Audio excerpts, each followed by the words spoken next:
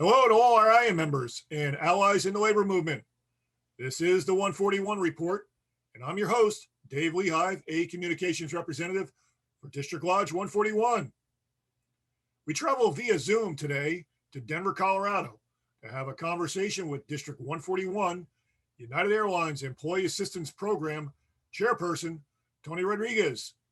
We visit to learn about how this important program helps IAM members. Before we start today's report, we continue to remind our viewers to please like our 141 Facebook social media page, follow our Twitter page, and subscribe to our YouTube page. Also, remember, please visit our IAM141.org website and sign up for our weekly emails, bulletins, and information and communication. Please participate in joining these online web and social sites. So let's get started as our 141 report starts now.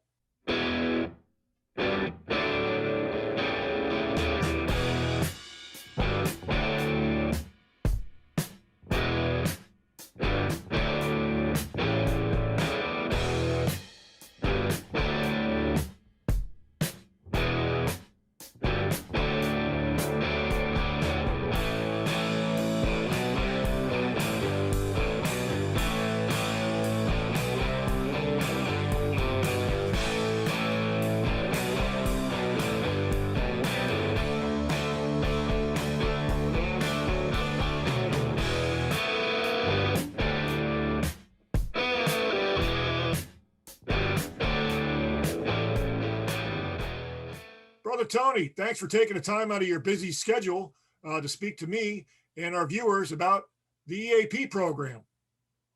Absolutely, Brother Dave. Thanks for having me on.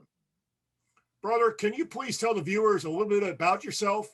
Where did you start in the airline business, the background that you have as an IAM member, and what positions you have held? Sure. Well, I started off in the airline industry out in San Francisco, California. I was born and raised out in the Bay Area. I did not start off with United Airlines, so I actually started off with Pan Am. So I worked for Pan Am for about 5 years. And when they went, filed Chapter 7, lost my job.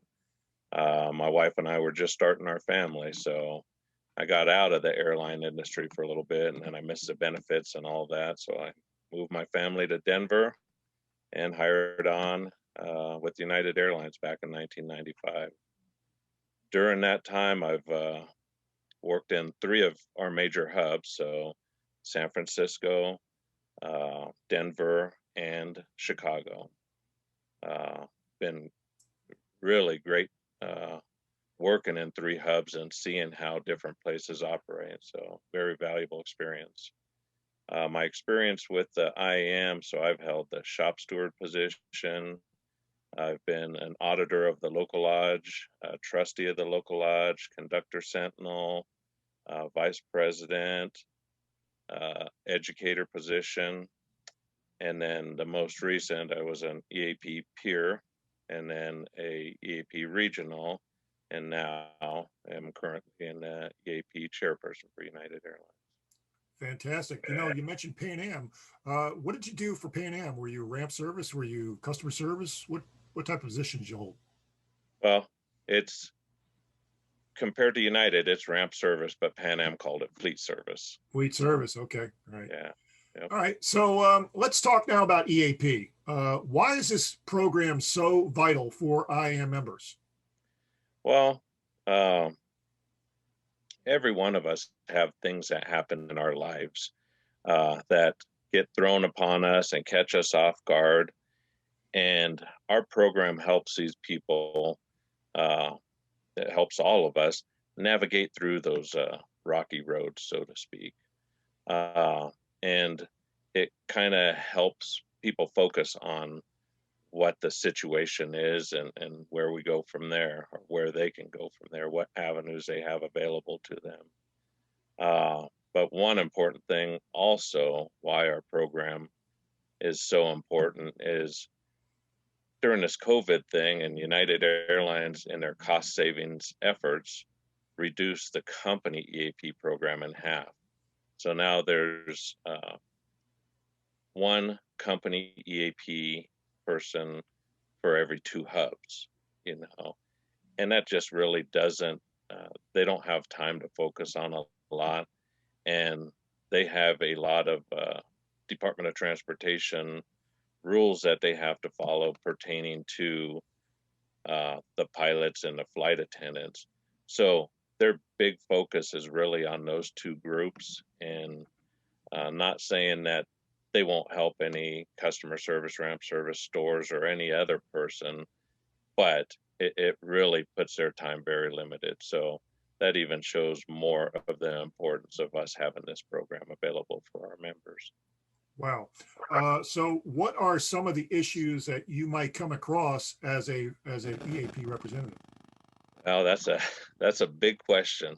So obviously, this program started out being a drug and alcohol rehab program, but we've expanded so much. I mean, we've had uh, abuse from or to a parent from a juvenile child.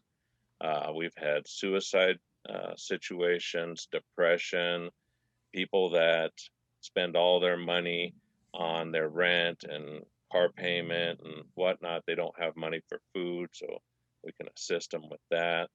Bunch of different financial issues, and loss of a family member or even a pet, because for some people, pets are family, you know, but a wide range of stuff.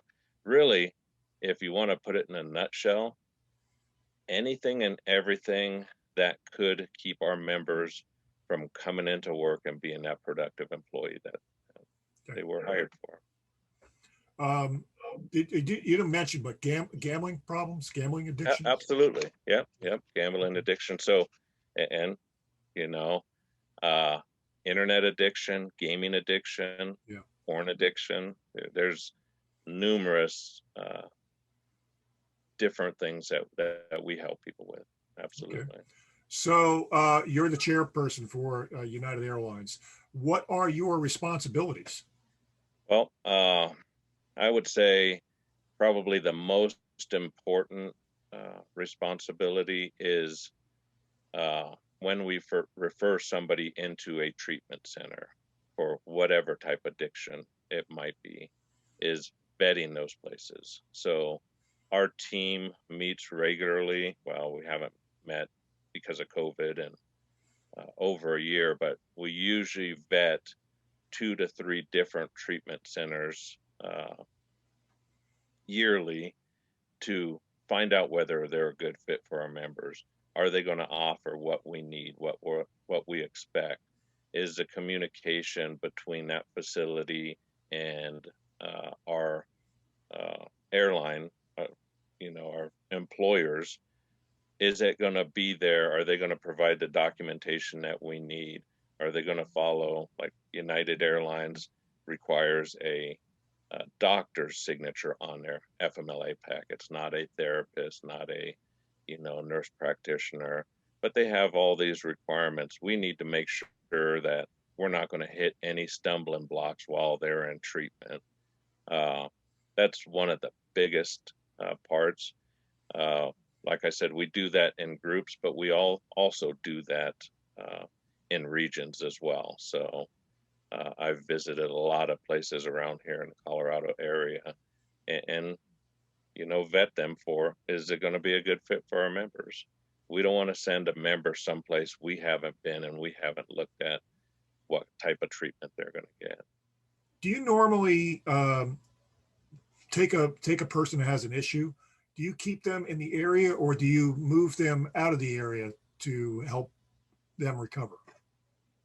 So depending on the situation, if it pertains to drugs and alcohol, we try to get them out of their comfort zone. So we want to get them away from home. So it's not easy, because any medical facility, the patient has the right to say, look, I'm refusing treatment anymore, and they can get up and leave. Okay. And a lot of times when it comes to drugs or alcohol, once they start feeling better, they don't think they need anything else. So we try to make it a little bit more difficult for them to just up and leave. Okay.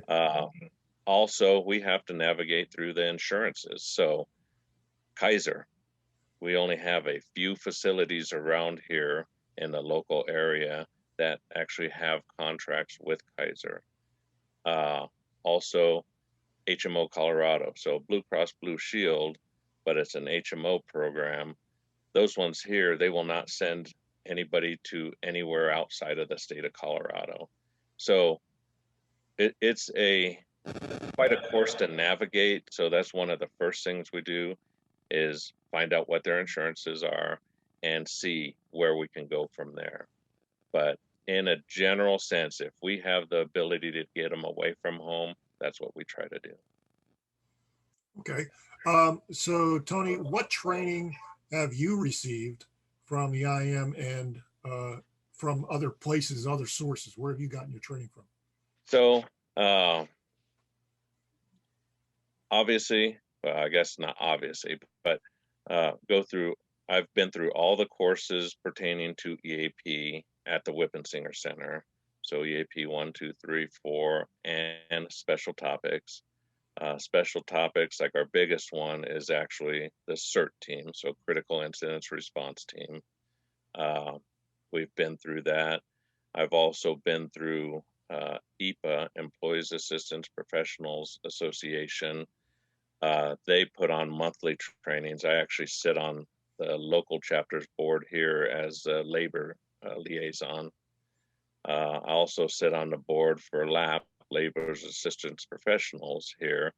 They have training, and we just actually found out, and they just released the link today, that our normal conference is going on this year, and that's a week long of training. So I've been to those conferences before. Those LAP conferences are very detailed, right, and right. informative for employee assistance members. Yeah. Wow, that's We great. actually just finished at the end of last week the Federal Mediation and Conciliation Services. So a mediation group, a federal one, actually put on a training class. It was, I think, 4 or 5 sessions long, 2-hour sessions. And basically, it teaches us how to run our peer dispute resolution program. Okay. And a great program that they put on. As a matter of fact, they covered so much material, they ran out of time. So they're rescheduling with Brian just to get one last session in to finish off and do some practice scenarios with us. So Okay. we've also been taught, and this was at the Whippensinger, but we brought in a group that teaches us Safe Talk, which is a certification about suicide, how to talk somebody down, how to, figure out what's going on, or do they have the ability, to act out what they're talking about. So there's a lot of training, that goes on with this position. Very good. So what can a member expect when they contact an EAP department representative? Okay. And that's a good question. So they can expect not to go through the runaround that a lot of companies hire an outside EAP company, which is an 800 number on the wall. And you call that number, and then you have to push this if it's related to this, and you have to push 5 if it pertains to this. And we've actually sat on numerous ones of those calls to see how long it would take us to get through. And we were literally, as a team, on the phone for 45 minutes before we ever got to talk to somebody. Our members don't need something like that. And if they're suffering from depression, or if they're considering suicide, they're not going to wait that long going through all those functions. They need to get somebody,